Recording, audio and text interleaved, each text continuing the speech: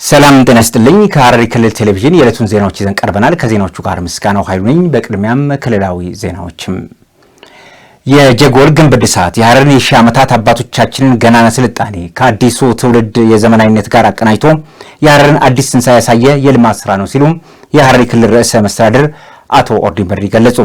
ርዕሰ መስተዳድሩ በአራተኛው ዙር እድሳትና ግንባታ የተደረገላቸው የጀጎል ዓለም አቀፍ ቅርስ ውስጥ ለውስጥ መንገድን በዛሬው ዕለት መርቀዋል። ገዛኛ አራጌ የሐረሪ ክልል ርዕሰ መስተዳድር አቶ ኦርዲን በድሪ በአራተኛ ዙር እድሳትና ግንባታ የተደረገላቸው የጀጎል ዓለም አቀፍ ቅርስ ውስጥ ለውስጥ መንገድ በዛሬው ዕለት መርቀዋል።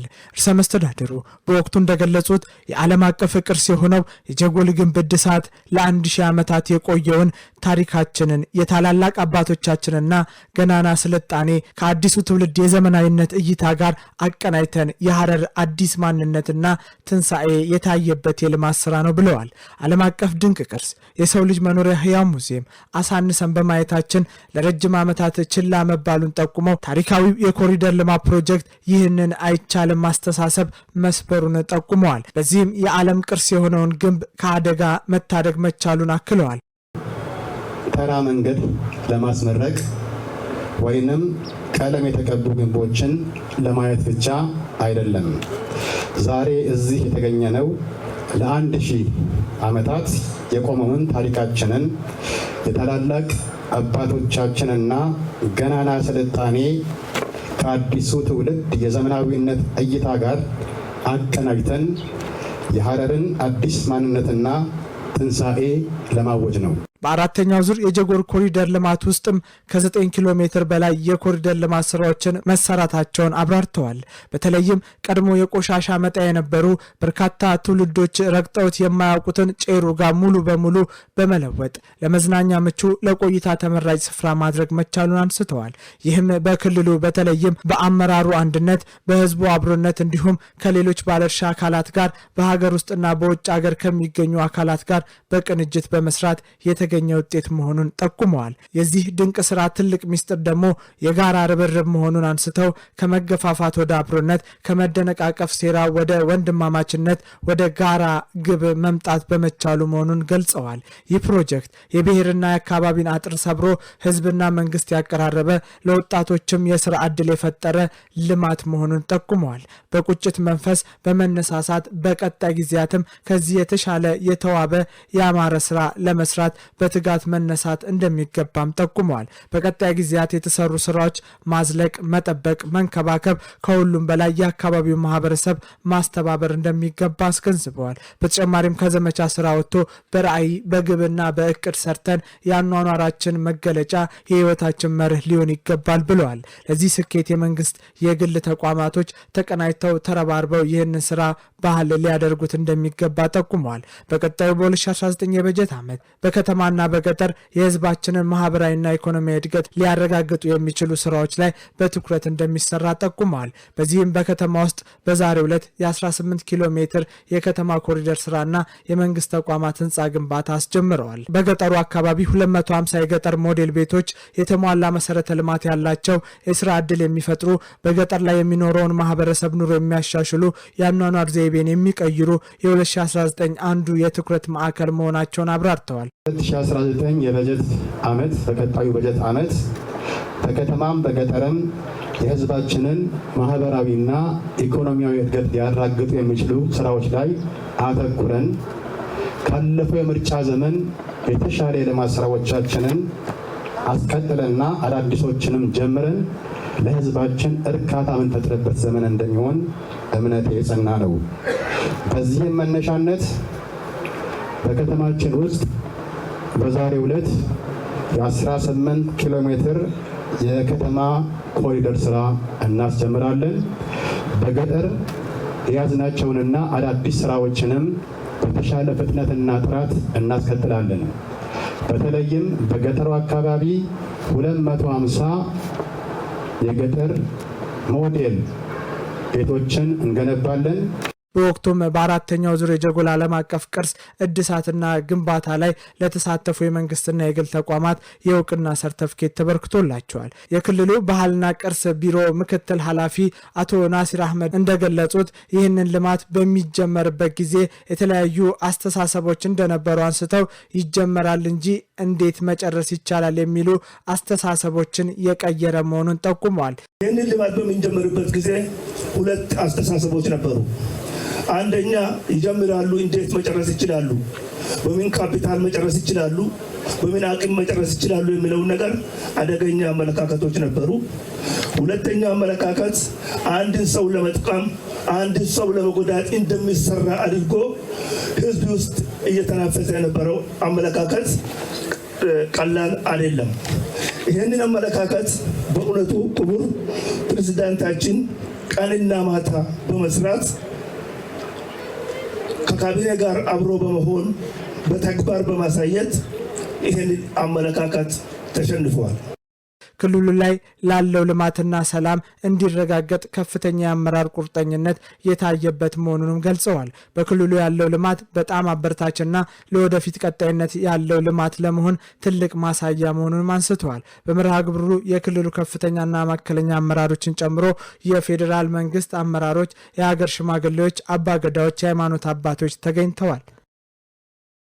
የከፍተኛ ትምህርት መስክ ተመራቂዎች ቴክኖሎጂ መር አዳዲስ የስራ ዕድሎችን በመፍጠር የዲጂታል ዘመኑን መሪነት ሊረከቡ ይገባል ሲሉ ፕሮፌሰር ኢማና ጌቱ ተናገሩ። ሀረማያ ዩኒቨርሲቲ በተለያዩ የትምህርት መስኮች በመጀመሪያና በሁለተኛ እንዲሁም በሶስተኛ ዲግሪ ያሰለጠናቸውን 3300 በላይ ተማሪዎችን አስመርቋል። ዘገባው የሄኖክ ግርማና የዙሌካ ጀማል ነው። ዝርዝሩ በያብስራ ሰግድ ይቀርባል። የሀረማያ ዩኒቨርሲቲ ለ71ኛ ዙር በተለያዩ የትምህርት መስኮች በመጀመሪያ በሁለተኛ በሶስተኛ ዲግሪ ያሰለጠናቸውን 3320 ተማሪዎች አስመርቋል። በምርቃ ስነ ስርዓቱ ላይ መልእክት ያስተላለፉት የዩኒቨርሲቲው ስራ አመራር ቦርድ ምክትል ሰብሳቢ ፕሮፌሰር ኢማና ጌቱ ተመራቂዎች ከተቀጣሪነት አስተሳሰብ በመውጣት የስራ ፈጣሪነት አማራጭ እንዲከተሉና የዲጂታል ዘመኑን መሪነት ሊረከቡ ይገባል ብለዋል። በተለይም ሀገራችን ለዲጂታል ኢኮኖሚ የሰጠችው ልዩ ትኩረት የተመራቂዎችን አእምሮና የስራ ፈጠራ ታሳቢ ያደረገ መሆኑን ፕሮፌሰሩ ጨምረው ገልጸዋል። ኢትዮጵያ በእኩልነትና በወንድማማችነት ላይ የተመሰረተ ጠንካራ ሀገር ለመገንባት በምትረባረብበት በዚህ ወቅት ወቅታዊው ሀገራዊ ሁኔታ ትልልቅ የተስፋ በሮችን የከፈተ ቢሆንም ውስብስብ ችግሮች ያሉበት መሆኑን ፕሮፌሰር ኢማና ጠቁመዋል። በመሆኑም የነገ ሀገሪቱ ተስፋ የሆኑት ተመራቂዎች ነገሮችን ከስሜታዊነት በራቀ መንገድ በምክንያታዊነትና በእውነት በመመዘን ለሀገራዊ ሰላም፣ ለህግ የበላይነትና ለዲሞክራሲያዊ ባህል መዳበር ግንባር ቀደም ሚናቸውን መወጣት እንዳለባቸው አሳስበዋል። ዩኒቨርሲቲው የ75ኛ ዓመት የአልማዝ ዮቤልዩ አዜማ ላይ በሚገኝበት ልዩ ወቅትም መመረቅ ትልቅ የታሪክ አሻራና ክብር መሆኑን የገለጹት ፕሮፌሰሩ ተማሪዎች የታሪክ ቅርስ ተረካቢና የተቋም አምባሳደሮች መሆናቸውንም አስገንዝበዋል። በመሆኑም ተማሪዎች በእያንዳንዳቸው ትከሻ ላይ የወደቀውን ከባድ አደራ በመረዳት በተግባር የተደገፈና ሀገርን የሚቀይር አዲስ ታሪክ የመስራት ሀገራዊ ኃላፊነታቸው እንዲወጡ ማሳስበዋል። የሀረማያ ዩኒቨርሲቲ ፕሬዝዳንት ዶክተር ጀማል ዩሱፍ በበኩላቸው የዘንድሮ ምረቃ ዩኒቨርሲቲው 75ኛ ዓመት የአልማዝ ዮቤልዩ በዓልን ለማክበር ዋዜማ ላይ በሚገኝበት ራስ ገዝ ለመሆን ሂደቱን የሚያሟላ ስራዎችን በትጋት እየሰራ ባለበት ወቅት መከናወኑ ልዩ እንደሚያደርገው ገልጸዋል። ዩኒቨርሲቲው ላለፉት 74 ዓመታት ለሀገር እድገት የሚበጁ ከ132718 በላይ ተማሪ የሰው ኃይል ያፈራ አንጋፋ ዩኒቨርሲቲ መሆኑንም አስታውሰዋል። ዶክተር ጀማል አክለውም ዩኒቨርሲቲው ሀገሪቱ በየዘርፉ የሚያስፈልጋትን የተማሪ የሰው ኃይል በማፍራት ለብልጽግና ጉዞዋ ከፍተኛ አስተዋጽኦ ያበረከተና በማበርከት ላይ የሚገኝ ተቋም መሆኑንም ጠቁመዋል። ዩኒቨርሲቲው ከመማር ማስተማር ስራው ባሻገር በተለያዩ የምርምር መስኮች ለይቶ በማህበረሰቡ ችግር ፈቺ ምርምሮች ላይ በትኩረት እየሰራ እንደሚገኝም ጠቁመዋል። ተመራቂዎች በሰለጠኑበት ሙያ የስራ ዕድል በመፍጠር ሀገርን ለመገንባትና ትውልድ የሚያሻግር አስተዋጽኦ ለማበርከት መዘጋጀት እንዳለባቸውም አስገንዝበዋል። በምርቃ ስነ ስርዓቱ ላይ የማያ ከተማ ከንቲባና የዩኒቨርሲቲው አስተዳደር ቦርድ አባል ዶክተር ኢፍራ ወዚር፣ ጥሪ የተደረገላቸው እንግዶችና የተመራቂ ቤተሰቦችም ተገኝተዋል። ዜናዎቻችን እንደቀጠሉ ናቸው። የሀረር ልዩ መገለጫ የሆነው የሐኪም ጋራ ኢኒሺዬቲቭ ፕሮጀክትም ለበርካታ ዜጎች የስራ ዕድል የከፈተ መሆኑ ተገለጸም። የሀረር ልዩ መገለጫ ፕሮጀክት የመዝናኛ ቦታዎችን እና ወደዚህ ቦታ የሚወስዱ መንገድ ግንባታን ሰሞኑን መጀመሩን ተከትሎ ለወጣቶችና ለሴቶች የስራ ዕድል እየፈጠረ እንደሚገኝ ነው የተገለጸው። ዘገባው የጀዲዳ አህመድ ነው። ናርዶስ ዳምጤ ታቀርበዋለች። በሀረር ልዩ መገለጫ ፕሮጀክት የመዝናኛ ቦታዎችና ወደዚህ ቦታ የሚወስደው መንገድ ግንባታ ሰሞኑን መጀመሩን ተከትሎ ለወጣቶችና ለሴቶች የስራ ዕድል እየፈጠረ እንደሚገኝ ተገልጿል። ይህ ፕሮጀክት የሐረርን ከተማ የረጅም ዕድሜ ባለቤትነትና የቱሪዝም ማዕከልነትን ወደ ተሻለ ከፍታ የሚያንደረድር ነው። ይቺ የምስራቅ ኢትዮጵያ እንቁ የሆነች ታሪካዊ ከተማ ይበልጥ ውብ ለማድረግና የቱሪስት መዳረሻነቷን ለማሳደግ የክልሉ መንግስት በርካታ ስራዎችን እየሰራ ሲሆን በቅርቡም በከፍተኛው የሐኪም ጋራ ተራራ ላይ ግንባታው የተጀመረው የሐረሪ ማሳያ ፕሮጀክት አንዱ ማሳያ ነው። ይህ ፕሮጀክት ለበርካታ የከተማዋ ነዋሪዎች ወጣቶችና ሴቶች የስራ ዕድል የፈጠረ መሆኑን የስራ ዕድሉ ተጠቃሚ ወጣቶችና ሴቶች ገልጸዋል። ወጣቶቹ በተለይም ለመገናኛ ብዙሃናችን እንደገለጹት የፕሮጀክቱ በዚህ አካባቢ መጀመር ሰፊ የስራ ዕድል የፈጠረላቸው ከመሆኑም በላይ ራሳቸውን፣ ቤተሰቦቻቸውን ለመርዳት እንደጠቀማቸውም ገልጸዋል። ከወጣቶቹ መካከል አንዱ የሆነው ወጣት አህመድ አልይ ከኮሌጅ ትምህርቱ ጎን ለጎን በትምህርት እረፍት ጊዜው በዚህ ቦታ ላይ ሰርቶ ራሱን አልፎም ቤተሰቡን እየረዳ መሆኑንም ገልጾልናል። በፊት ተማሪ ነበርኩ። የእረፍት ጊዜም በአግባቡ ለመጠቀም ስል እዚህ ቀረው። አሁን እዚህ ስራ አግኝቼ እየሰራው በመሆኑ ራሴም ከመቻል ባለፈ ቤተሰቦቼንም እየረዳው እገኛለሁ። በዚህ በተፈጠረው የስራ እድልም በጣም ተደስቻለሁ። ዝም ብዬ ወደ ቤት ተመልሼ ለቤተሰቦቼ ሸክም ከመሆን ይልቅ እስከ መስከረም ወር ድረስ ሰርቼ በተወሰነ መልኩ ራሴንም ሆነ እነሱን ማገዝ በመቻሌ ምስጋና ማቅረብ እወዳለሁ። ሌላኛዋ የዚህ የስራ ዕድል ተጠቃሚ ሆነችው ወይዘሮ ደስቱ ጀማል በበኩሏ ቀደም ሲል ቤት ተቀምጣ ትቸገር እንደነበርና አሁን ግን በዚህ ቦታ ላይ ስራ በመስራት እሷንም ሆነ የልጆቿን የዕለት ጉርስ ወጪ እየሸፈነች መሆኑን ትገልጻለች። ከዚህ በፊት ስራ ስላልነበረኝ ዝም ብዬ ነበር የምቀመጠው ያለ ስራ። አሁን ግን እዚህ የስራ ዕድል ተፈጥሮልኝ ራሴንም ቤተሰቤንም እያገዝኩ እገኛለሁ። እንደ ደስቱና አህመድ ሁሉ ሌላኛው በዚህ ቦታ የስራ ዕድል ተጠቃሚ ሆነው ወጣት መሐመድ ሐሰን የኮሌጅ ትምህርቱን አጠናቆ ስራ አጥ የነበረ መሆኑን ገልጾ በአሁኑ ወቅት ግን ይህንን ስራ እየሰራ እንደሚገኝ በመግለጽ ወጣቶች የመንግስትን ስራ ብቻ ጠብቀው መቀመጥና ስራ መናቅ እንደሌለባቸው ጊዜያቸውንም በአግባቡ በመጠቀም እንዳለባቸውም አሳስበዋል። አስዱፉ የድሮ በረታዳን ጥሩ ፍሩንሳፍ ጤቲንጂራ አማ አለከናን ወጂሃና ወደዚህ ከመምጣቴ በፊት ተማሪ ነበርኩ። አሁን ይህንን ስራ እየሰራው ሲሆን ቤተሰቦቼ በፊት ለኔ ያደርጉልኝ ከነበረው በላይ አሁን እኔ ይህንን እድል ተጠቅሜ እነሱ መርዳት አለብኝ ብዬ በማሰብ ነው ስራውን እየሰራው ያለሁት። እንደኔ ተመርቀው ያለ ስራ የተቀመጡ ወጣቶች ማንኛውንም ስራ መናቅ የለባቸውም። ሰው ሰርቶ ውጤትና ጥቅም ካገኘበት ሁሉም ስራ ነውና ዝም ብለው ከመቀመጥ ወጥተው እንዲሰሩ መልእክቴን አስተላልፋለሁ። ይገርቴ ደለጋመለ ከንተኛ ዳማ ይህ የሐረር የሐኪም ጋራ ኢኒሺዬቲቭ ፕሮጀክት የክልሉ መንግስት በጥራትና በፍጥነት እየሰራ የሚገኝ ሲሆን ሲጠናቀቅ ደግሞ ለበርካታ የክልሉ ስራ አጥ ዜጎች የስራ ዕድልና ለክልሉ የቱሪዝም እድገትም ከፍተኛ አስተዋጽኦ እንደሚኖረው ይጠበቃል። አሁን ላይ ለ60 ወጣቶችና ለ6 ሴቶች በአጠቃላይ ከ65 በላይ ለሚሆኑ ሰዎች የስራ ዕድል ተፈጥሮላቸው እየሰሩ ሲሆን ወደፊትም ከዚህ በላይ እንደሚሆን ይጠበቃል።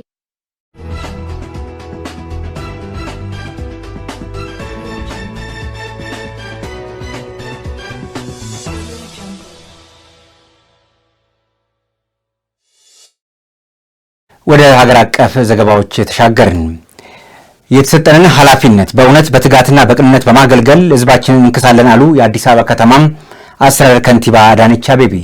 በሌላ ዜና ደግሞ የፈተና ስርቆትን የሚጠየፍ ትውልድ በመፍጠር ሂደት ውስጥም ሁሉም የበኩሉን ድርሻ ሊወጣ ይገባል ሲሉ የትምህርት ሚኒስትሩ ፕሮፌሰር ብርሃኑ ነጋ ተናገሩ። የሚሉትንና ሌሎችን ማከለን በአገር አቀፍ ጉዳዮቻችን ወደ እናንተ እናደርሳለን። የተሰጠንን ኃላፊነት በእውነት በትጋትና በቅንነት በማገልገል ህዝባችንን እንክሳለን አሉ የአዲስ አበባ ከተማ አስተዳደር ከንቲባ አዳነች አቤቤ። ከንቲባዋ በማህበራዊ ትስስር ገጻቸው ባስተላለፉት መልእክትም የከተማችን ባለሀብቶች ፓርቲያችን ብልጽግና ሀገራችን ለመገንባትና ሁሉም ኢትዮጵያ ተጠቃሚ የሚያደርግ ፖሊሲና ስትራቴጂ ነድፎ እየተጋ መሆኑ ገብቷቸው ግልጽ አቋም ይዛችሁ በሁሉም መስክ በንቃት በመሳተፍ ላደረጋችሁልን ድጋፍ ሁሉ በድጋሚ እናመሰግናለን ብለዋል። ኢትዮጵያ ምርጫ የአንድ ፓርቲ አብላጫ ድምጽ ከማግኘት በላይ ከፍ ያለ ሀገርን የማጽናት ተግባር ነው ያሉት ከንቲባዋ ህዝባችን ለዲሞክራሲ ስርዓት ግንባታ ያሳየው ጽናት የተጀመረውን ሀገር ልማት ለማስቀጠል ያለውን ፍላጎትና ሰላምን ዘላቂ የማድረግ ጉዞ እንዲሳካ ለፓርቲያችን ዳግም ታላቅ ኃላፊነት አደራ ተሰጥቷል ሲሉም ተናግረዋል። በተሰጠን ኃላፊነትም በእውነት በትጋትና በቅንነት ማገልገል ህዝባችንን እንክሰዋለን ብለዋል።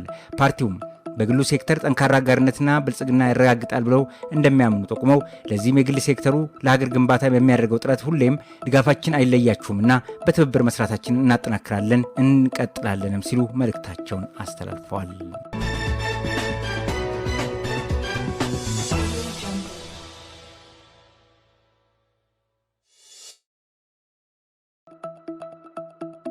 የትምህርት ሚኒስትሩ ፕሮፌሰር ብርሃኑ ነጋ የፈተና ስርቆትን የሚጠየፍ ትውልድ በመፍጠር ሂደት ውስጥ ሁሉም የድርሻው ሊወጣ ይገባል አሉ።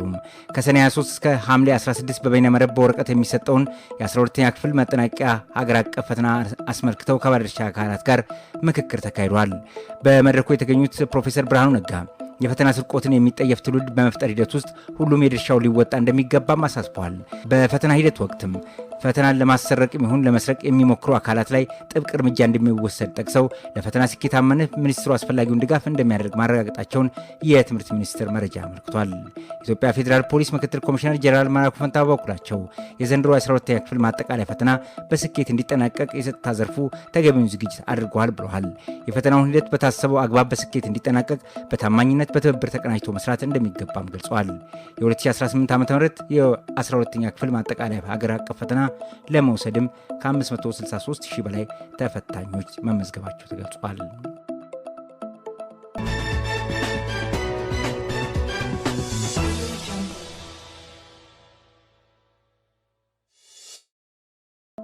የአፋር ክልል የ2018 የአረንጓዴ አሻራ ችግኝ ተከላ መርሃ ግብር ተስፋን እንትከል በሚል መሪ ቃል በትናንትናው ዕለት ጀምሯል። በማስጀመሪያ ስነ ስርዓቱ ላይ ክልሉ ርዕሰ መስተዳድር አወል አርባ የአፋር ማንኛውም አይነት እጽዋት ማፍራት የሚችል ከፍተኛ አቅም እንዳለው በተግባር ታይቷል ብለዋል። የአረንጓዴ አሻራ መርሃ ግብርም የክልሉን የተፈጥሮ ሚዛን በአስተማማኝ ሁኔታ ከመጠበቅ ባለፈ ለቀጣዩ ትውልድ ሁለንተናዊ እድገትና ብልጽግና ጠንካራ መሰረት የሚጥል መሆኑንም አብራርተዋል። ክልሉ በአሁኑ ወቅትም እያከናወናቸው ያሉ ዘላቂ የልማት ስራዎች በአገር አቀፍም ሆነ በዓለም አቀፍ ደረጃ በአርአያነት ሊጠቀስ የሚችሉ ተሞክሮ የሚወሰድባቸው መሆኑንም ገልጸዋል። በክልሉ በአረንጓዴ አሻራ ዘርፍ የተጀመሩ አበረታች ተግባራት ተጠናክረው ይቀጥላሉ ማለታቸውን የክልሉ ኮሚኒኬሽን መረጃ አመልክቷል። ማህበረሰቡ የነገ ተስፋውን ይበልጥ ለማጠናከር ቀጣይነት ያለው ልማትን ለማረጋገጥ በየአካባቢው በሚከናወን የችግኝ ተከላ ስራዎች ላይ በንቃት እንዲሳተፍ ርዕሰ መስተዳድሩ ጥሪ አቅርበዋል።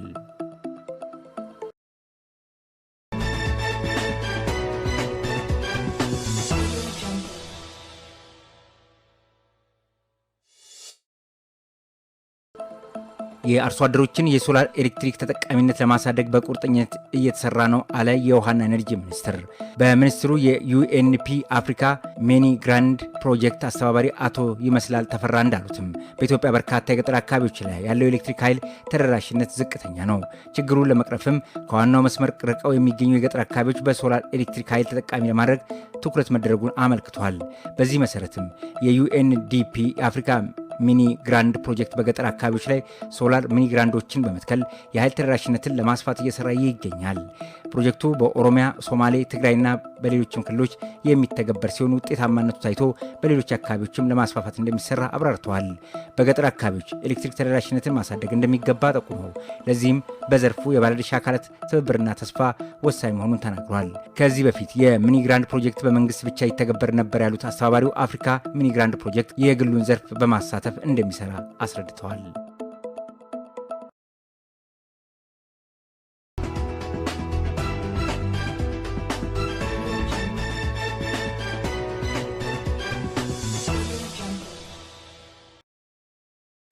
ወደ ዓለም አቀፍ ዘገባዎች ተሻገርን። ዲሞክራቲክ ሪፐብሊክ ኮንጎ ማዕድኖቿን የሚጠብቁ ታጣቂዎችን ለማሰልጠን ከግል ኩባንያዎች ጋር እየተደራደረች መሆኑ ተነግሯል። ከ20 ሺህ በላይ የሚሆኑት የታጠቁ የጥበቃ አባላትን ለማሰልጠንም ከአንድ የግል ኩባንያ ጋር በድርድር ላይ መሆኗን ተሰምቷል። ዘገባው የአልጀዚራ ነው። ናርዶስ ዳምጤ ታቀርበዋለች። የዲሞክራቲክ ሪፐብሊክ ኮንጎ መንግስት በሀገሪቱ የማዕድን ዘርፍ ስራዎችን የሚጠብቁ ከ20 ሺህ በላይ የታጠቁ የጥበቃ አባላትን ለማሰልጠን ከአንድ የግል ኩባንያ ጋር በድርድር ላይ መሆኑ ተሰማ።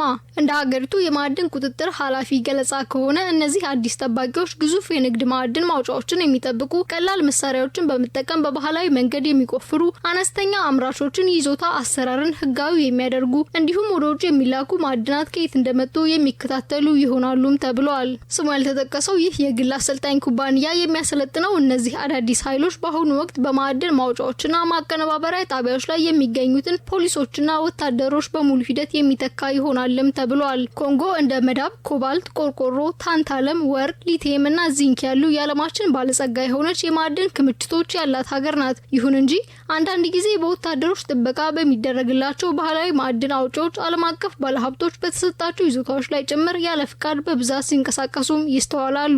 በተለይ በጦርነት በሚታመሰው የምስራቅ የሀገሪቱ ክፍል ማዕድናት በተደጋጋሚ በኮንትሮባንድ ወደ ውጭ ሲወጡም ይስተዋላሉ።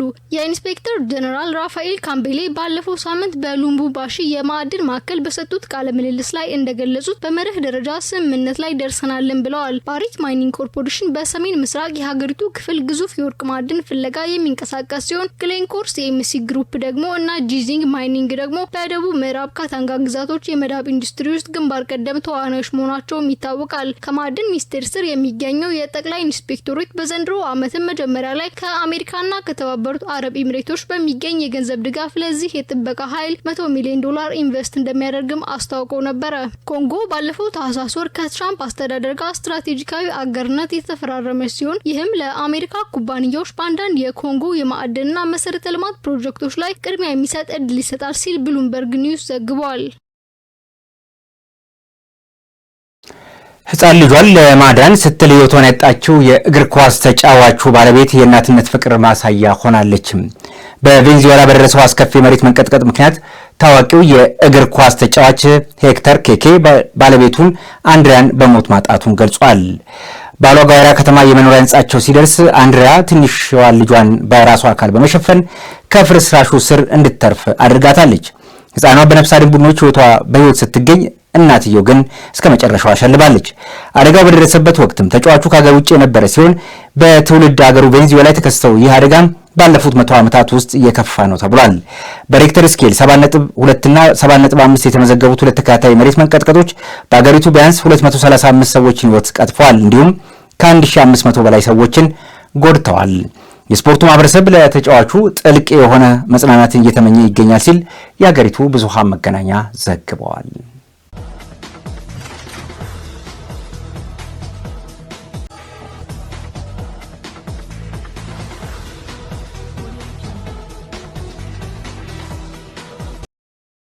ወደ ስፖርት ዜናዎች ተሻገርን።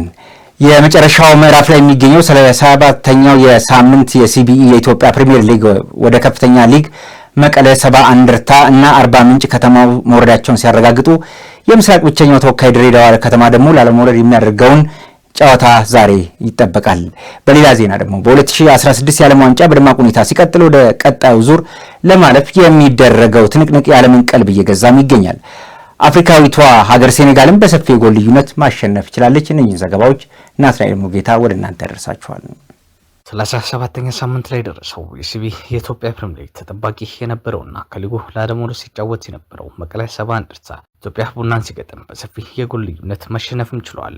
በጨዋታው ወደ እግር ተሽለው የነበሩት ኢትዮጵያ ቡድኖች 3-0 በሆነ ውጤት ማሸነፍ ሲችሉ የጎሎቹን ባለቤት ዲቫይድ ዋቻጓ በፍጹም ቅጣት ምት እንደዚሁም ቢኒያም ጌታቸው ሁለት የኢትዮጵያ ቡና የማሸነፊያ ጎሎችን አስቆጥረው ከሜዳ መውጣትም ችለዋል።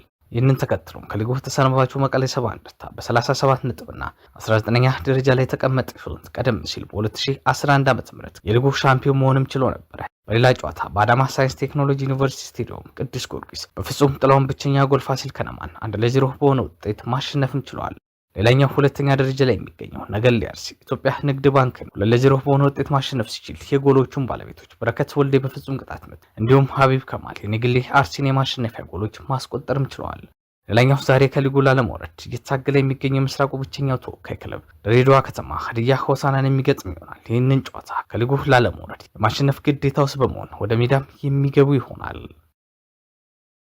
በአሜሪካ በካናዳና በሜክሲኮ ጣምራ አዘጋጅነት እየተካሄደ የሚገኘው 23ኛው የዓለም ዋንጫ የምድብ 9 የመጨረሻ ጨዋታ ትናንት ምሽት የመጀመሪያ ሁለት ጨዋታዎችን የተሸነፈችው ሴኔጋል እና ኢራን በቶሮንቶ ስቴዲየም ወሳኝ ግጥሚያን ማከናወን ችለዋል። በአሰልጣኝ ፔፔ ታውን የሚመራው ሴኔጋል በፈረንሳይ 3-1 በኖርዌይ ደግሞ 3-2 መሸነፉ ይታወሳል።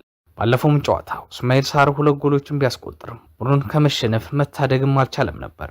በአፍሪካ ዋንጫ ላይ በተደጋጋሚ ጊዜ መድመቅ የቻለችውም ሴኔጋል በዘንድሮ የዓለም ዋንጫ እንደተጠበቀችው ሳትሆን ተከታታይ የምድብ ሁለት ጨዋታዋን በተሸነፈም ጥሩ ሶስተኛ በመያዝ ለማለፍ ያላትን አንድ ዕድል ለመጠቀም ኢራቅን 5-0 በሆነ ውጤት ማሸነፍም ችላለች። ይህንን ተከትሎ ወደ ቀጣይ ዙር ምድብ ለማለፍ የሌሎችን ውጤትም የምትጠብቅ ይሆናል። የሴኔጋል የማሸነፊያ ጎሎችንም ፔፔ ጉዩ፣ ንጎዮ፣ እስማኤል ሳር እና ሀቢብ ዲያራ ማስቆጠርም ችለዋል። በሌላም ጨዋታ የዘንድሮን የዓለም ዋንጫ የማንሳት ቅድመ ግምት የተሰጣት ፈረንሳይ ኖርዌይን ገጥማ 4-1 በሆነ ሰፊ ውጤት ማሸነፍም ችላለች። የፈረንሳይን የማሸነፊያ ጎሎችንም የፒኤስጂው ዴምቤሌ 3 ጎሎችን ማስቆጠር ሲችል ዲዜሬ ድዌ ከመረብ ማዋሃድም ችሏል። የኖርዌይን የማስተዛዘኛ 1 ጎልም አስጋራ ማስቆጠር ችሏል።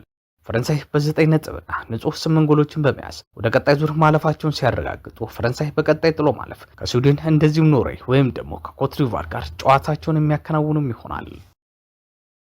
ተመልካቾቻችን ከሐረሪ ክልል ቴሌቪዥን ለዕለቱ የነበሩን ዜናዎች ተከታተላችሁትን ይመስል ነበር። ዜናዎቹ ወደ እናንተ በማድረስ በኩል ምስጋናው ኃይሉ አብራችሁ ቆይታ አድርጌያለሁ። ከቀሪዎቹ ሐረሪ ቴሌቪዥን ፕሮግራሞች ጋር ሰናይ ጊዜን እየተመኘሁ የኔን በዚህ አጠናቀቅኩ። ጤና ይስጥልኝ።